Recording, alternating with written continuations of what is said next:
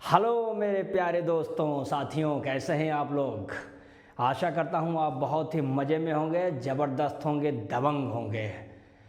साथियों, आज मैं आपको एक ऐसे विशेष ज्ञान की बात बताने वाला हूं जिस ज्ञान को आप सीखेंगे आपको मज़ा आएगा। और यह ऐसा ज्ञान होने वाला है जिस ज्ञान को ये कोई व्यक्ति नहीं कह सकता है जो कि थोड़ा तनाव लेने वाला व्यक्ति है, थोड़ा प्रॉब्लम्स लेने वाला व्यक्ति है, जो जीवन के संघर्षों में जूझ चुका है। ऐसे व्यक्तियों के लिए खास तौर पर मैं एक ऐसे विशेष चीज़ आप बताने वाला हूं, जैसा कि आप थंबनेल में देख भी पा रहे होंगे कि आदमी को आखिर जमाई जैसे शब्द जो होते हैं, जिसको आप कहते हैं कि भैया इनको बहुत जमाई आता है, इंग्लिश में इसको बोलते हैं याविंग कहते हैं, ये आखिर क्यों आता है, इसका क्या कारण है मेरे लाल।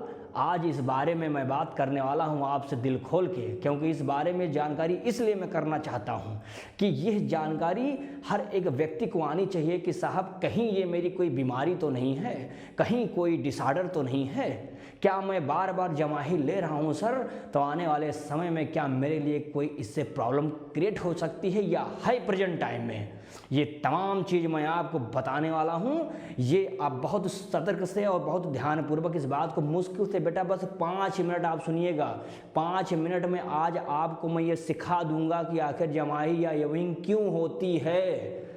समझिएगा। देखिए, सबसे पहली बात तो मैं आपको बताऊं कि यह एक स्वतः शारीरिक प्रक्रिया है, इसमें हमारा आपका कोई वश है ही नहीं, इनवॉल्वेंट्री एक्शन हो रहा है। आँख को विंक करना, आँख को पलक को झपकते हो, हार्ट का बीट बढ़ना घटना, क्या तुम्हारे बस में है मेरे बच्चे? कुछ नहीं है। ये तो कोई कर सकता है? कुछ नहीं। ये हमारी शरीर स्वतः चलती है। हमारा दिल, अगर तुम एक दिन बोल दो कि जरा हार्ट 5 मिनट के लिए धड़कना रोक दो, मैं आता हूँ अभी काम से, कभी आएगा? अरे कभी नहीं आएगा मेरे बच्चे, ये कभी नहीं आ सकता है, क्योंकि इसे पता है कि एक स्वतः प्रक्रिया है। कभी किसी के बुलावे पर रुकना नहीं है, कभी किसी के कहने से काम छोड़कर आना नहीं है। तो ये वही वाली मसल्स हैं जो इस क्रिया में भाग लेती हैं। आखिर इसको आने का रीज़न क्या होता, क्या है कि जो आपकी ये गर्दन है, ये समझ पा रहे हो, गर्दन और ये जो चेस्ट है, इन दोनों की मसल्स कहीं ना कहीं दोस्तों इस एक्शन में आ जाती हैं। ध्यान दीजिएगा, इस एक्शन में मसल्स आते हैं जिससे ऑक्सीजन जो शरीर में है ना ज़्यादा हो जाता है। और जब बॉडी के अंदर ऑक्सीजन ज़्यादा हो गया तो मुंह जैसा झौवा बाल हो गया, ऐसा ये प्रक्रिया आपके अंदर चलने वाली है। और तभी आप देखेंगे जमाही आती तो कैसे चिल्लाते है ये वाला सिस्टम आपको आता होगा। अब आप सोचिए साहब, ये सिस्टम तो हमने तो कभी नहीं देखा, ऐसा क्या होता है, तो होगा क्या इसमें। लेकिन कुछ का मानना है कि बाबू ऑक्सीजन की कमी हो जाती है, ना कि अधिक। क्या अब ऑक्सीजन की आवश्यकता बॉडी के अंदर कहते हैं कि बहुत कम हो जाती है। और जब बॉडी में ऑक्सीजन की कमी हो जाती है तो हमारे शरीर का जो यानी ब्रेन का है ना, ब्रेन, इस ब्रेन के मेटाबॉलिक चीज़ों को बैलेंस करने के लिए हमारा ताप भी धीरे धीरे आप देखेंगे किस तरह से कम होने लगता है। तो उसको किस तरह से इक्विलिब्रियम अवस्था में या उसको संतुलित करने के लिए हमारे शरीर को ऑक्सीजन की आवश्यकता पड़ती है। इसलिए हमारी बॉडी क्या करती है, इसको संतुलित करने के लिए जमाई जैसे चीज़ों को प्रयोग करती है। और हम झौवा की तरह मुँह बा लेते हैं ऐसे और चिल्ला देते हैं कहीं पर बैठे होते हैं। तो ये नहीं करना है। मैं अब कुछ आपको पॉइंट बताने वाला हूँ जो सबसे ज़रूरी है इस जमाही का मेन रीजन। अब ध्यान से समझो बच्चा। देखो, सबसे पहले बताओ कि सर अगर मुझे जमाही आती है, यविंग आती है, तो सबसे पहला कारण बताना है मुझे कि थकान। थकान मतलब फटीग और नींद की कमी। बेटा अगर नींद नहीं लेते हो कंप्लीट रूप से तो लेना शुरू कर दो। रात रात जागना नहीं है, ये ध्यान रखना।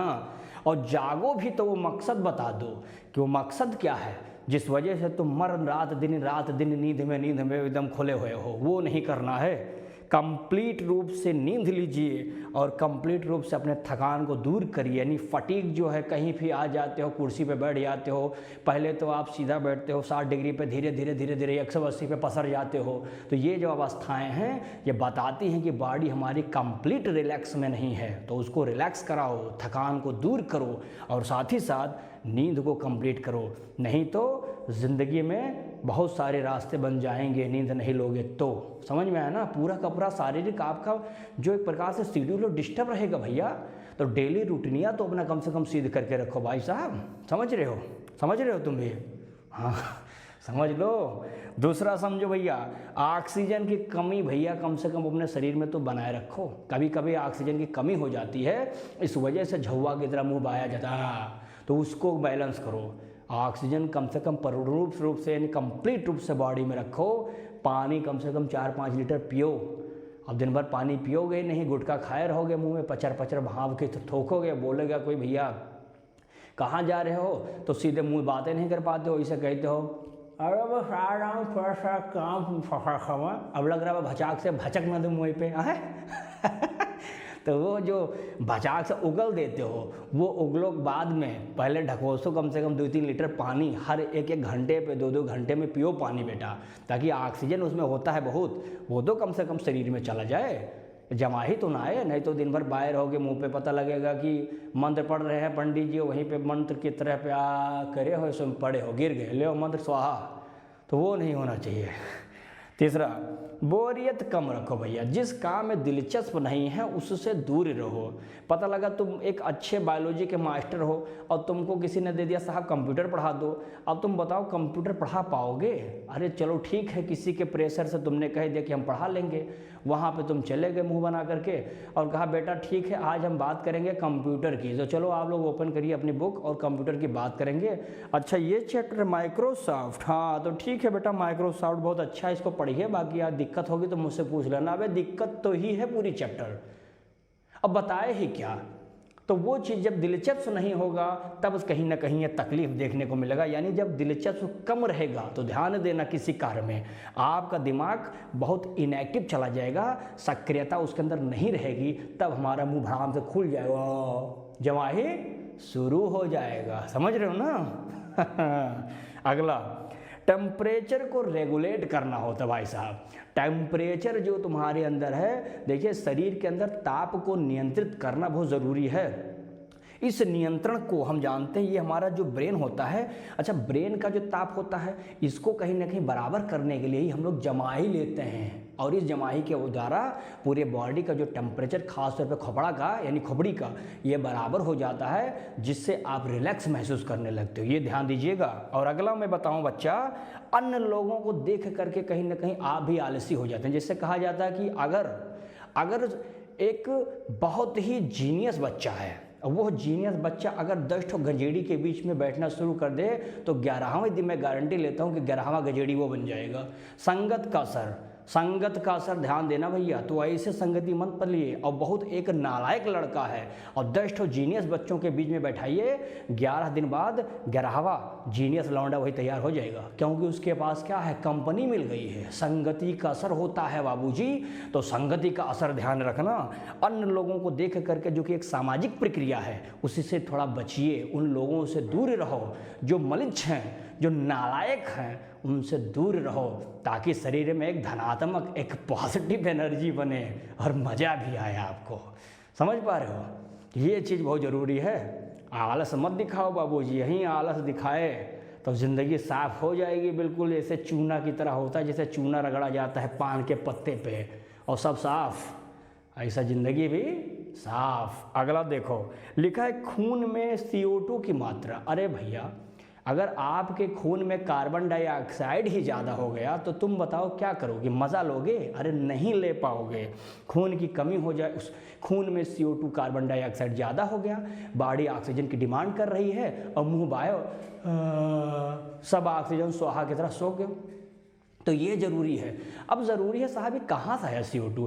अरे बाबू जहाँ तुम रहते हो अगल बगल पोल्यूशन इतना ज़्यादा प्रदूषण है, तो वो CO2 शरीर के अंदर तो जाता है, उस CO2 का वजन ज़्यादा है। O2 तो हमारा खून लाल काहे होता है, उसमें हीमोग्लोबिन होता है, एक तत्व है हीमोग्लोबिन। हीम माने होता है आयरन और ग्लोबिन माने होता है प्रोटीन। इन्हीं आयरन और प्रोटीन जैसे चीज़ों से मिल करके हीमोग्लोबिन बनता है, और इसी की वजह से हमारा खून कैसा होता है, लाल लाल होता है, बिल्कुल लौकहा लाल। अब सोचो लाल खून हो गया, और यही लाल खून आपके पूरे शरीर में O2 को अपने ऊपर बांध लेता है, बांध करके धम धम धम धम धम धम धम धम भागना शुरू कर देता है और पूरे शरीर में आपके ऑक्सीजन पहुंचा देता है ये, और बन जाता है ऑक्सी हीमोग्लोबिन। सोचो ऑक्सीजन जुड़ने के बाद अब हीमोग्लोबिन का नाम ऑक्सी हीमोग्लोबिन। और जब CO2 ज़्यादा हो जाता है खून में, तो यही हीमोग्लोबिन कहता है अरे बबुआ तू कहाँ से आ गया, अरे CO2 हम तुमको लेकर चले नहीं पाता हूँ, बहुत धीरे धीरे जाएगा, काहे, उसका वजन बहुत ज़्यादा है। और CO2 कहाँ चले आए हो, हम O2 था तो दन दन दन दन लेके भाग जाते थे, अब CO2 का वजन ज़्यादा हो गया, हम नहीं ले जाएंगे, जाओ। बस शरीर में तुम्हारे O2 ही नहीं रह जाएगा, सिकुड़ जाओगे, ठठुर जाओगे और कहोगे हमें सांस फूला था, दमा आ गया इनको। तो ऐसे रोगों से बचिए, बॉडी में CO2 की मात्रा ना रहे, ये ध्यान रखना। ऐसे क्षेत्रों से बाहर निकलिए और अपने आप को एक पॉजिटिव एनर्जी के साथ रखिए। ये अगर पॉइंट आप जान गए होंगे तो रीजन बस यही है, आपको जमाई या आपको यविंग करने का मेन रीजन दोस्तों बस यही है। एक होता अगर किसी व्यक्ति को बहुत ज़्यादा मात्रा में आ गया, दिन रात जब भी तुम जाओगे, भैया क्या कर रहे हो, जमाई ले रहे हैं, अच्छा ठीक है, अब भैया पढ़ रहे हो, घंटा बाद चलो मिलने, भैया क्या करें, भैया जमाई ले रहे हैं, भैया जमाई ले लें कि जमाई राजा बन चुके हैं वो। तो जमाई दिन भर ना लो, अगर जमाई दिन भर आया तो जान उनको स्लीप डिसऑर्डर हो जाता है, बीमारी है, मैंने पहले बताया था डिसऑर्डर हो सकता है ये, तो स्लीप डिसऑर्डर हो जाता है, इनको एक न्यूरोलॉजिकल मुद्दा बन जाता है, इशू बन जाता है। तो ऐसे लोगों को जा करके अपने किसी अच्छे व्यक्ति डॉक्टर से मिलना चाहिए और अपनी प्रॉब्लम बतानी चाहिए ताकि उसको दूर कर सके। नहीं तो ज़िंदगी भर जमाई लेते लेते लेते लेते जमा हो जाओगे, ऊपर जा कर टिकट कट जाएगा, वहीं पर एकोमुलेट हो जाओगे, ज़िंदगी साफ, मामला गर्म, सब खल्लास। कुछ रीज़न और बता दे रहा हूँ, देखो एक तो तनाव न लो, कभी भी तनाव ले लिया तो समझो स्वाहा, चिंता नहीं करना है, एंजाइटी जैसे चीज़ों से बिल्कुल परे रहो, दूर रहो। थकान कहीं लगे तो थोड़ा रिलैक्स करो, थकान ना लो ज़्यादा, शरीर को थोड़ा रिलैक्स करो भैया। ये कोई जो है मशीनें तो है, अंदर चल रहा है, मशीन में क्या होता है, गाड़ी में चलाते हो, गाड़ी धड़ धड़ धड़ उड़ाए रहते हो, पेट्रोल डालते हो, गाड़ी चलती रहती है। अरे पेट्रोल जब काम नहीं देगा, पेट्रोल नहीं पड़ेगा तो गाड़ी चलेगी नहीं चलेगी। तो ये हमारा बॉडी है ना, इसमें कुछ इसके ग्रीसिंग प्रीसिंग करो, शरीर को चुस्त दुरुस्त रखो, तंदुरुस्त रहो, स्वास्थ्य अच्छा रखो, अच्छा खाओ पियो, पौष्टिक अच्छा पौष्टिक आहार खाओ, तब शरीर चुस्त दुरुस्त रहेगी। नहीं तो मलिच्छ रहोगे तो आलस आएगा ही आएगा, बड़ा समझ गए। तो ये सब चीज़ों से थोड़ा बचिए और अपने आप को फिट रखिए। मैं आशा करता हूं दोस्तों कि ये वीडियो आपके लिए बहुत ही हेल्पफुल रहा होगा। आप इसको अगर देखते हैं तो आप काफ़ी चीज़ों से आप सीख जाएंगे। और अपने दोस्तों से ज़रूर शेयर करिए, उन खास तौर पर दोस्तों के पास जो ऐसे दिखते हैं आलसी, उनको ज़रूर भेजिए और समझाइए कि क्या क्या ना करें ताकि ये चीज़ों से आप मुक्ति पा जाएँ। समझ में आया? तो चलिए दोस्तों, ये वीडियो को शुरू से अंत तक जरूर देख लेना। और बाकी दोस्तों वीडियो को जो चैनल को अभी सब्सक्राइब नहीं किए होंगे, कृपया करके आप लोग सब्सक्राइब भी करिए। बाकी मिलते हैं एक ऐसे ही वीडियो के साथ, तब तक के लिए बहुत बहुत शुक्रिया आपका, धन्यवाद।